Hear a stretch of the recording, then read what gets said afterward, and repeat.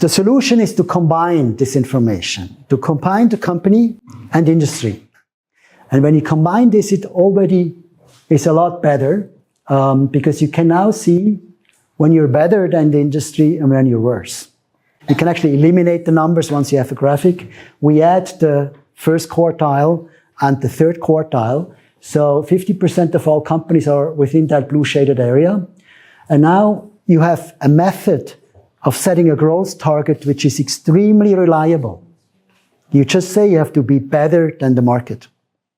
There is a Professor Bengt Holmström who received his Nobel Prize for saying you should do executive compensation relative to peers because there's always an information deficit for outsiders, including boards.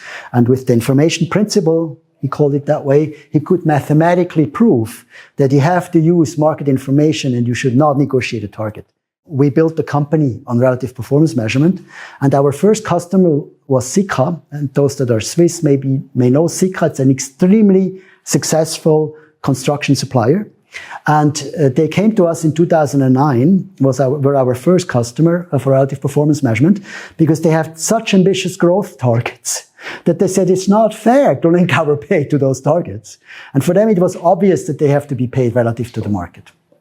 But also on top of that, it retains your incentive even in a down market. When you remember, this was actually a minus performance, the minus 3.0, but it's better than the median. So even when the market crashes, you still have an incentive to outperform. If you have absolute targets, there's no incentive down here. There's no incentive down here. There's no incentive all the way up here. There's no incentive. Another thing that is really good if you measure relative to peers, you can use percentile ranks. So if you beat 25%, you get a certain pay, 50%, you get target pay. And you can make a very simple curve that depends on the peers. You don't have the problem anymore that you have areas where people simply say, let's wait for next year, because every improvement this year is going to give you more money.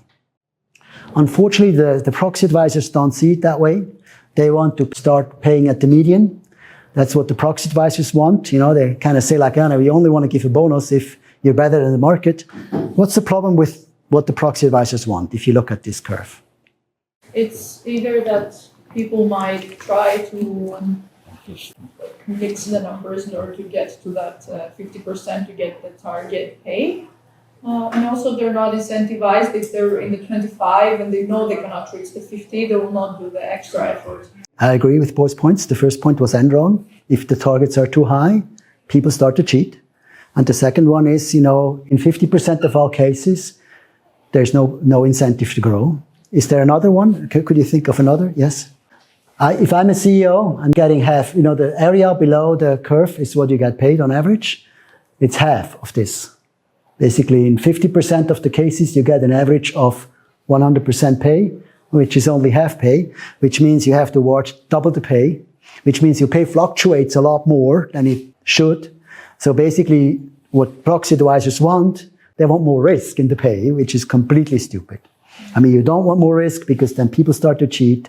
You don't want more risk because then people are demotivated in the down part. So, you really don't want that. But proxy advisors want this, and companies sometimes now do this, which is still a little bit the same problem. Still 50% of the cases are not paid. And what we do now with the companies that use our method or relative performance measurement for long-term incentive plans, we use a curve that starts at the 25th percentile and tops at the 75th percentile. If you measure 3 metrics 3 times, if you have 9 measurements, there's a high likelihood that you have a couple here, and the average then will actually be within the area that pays well.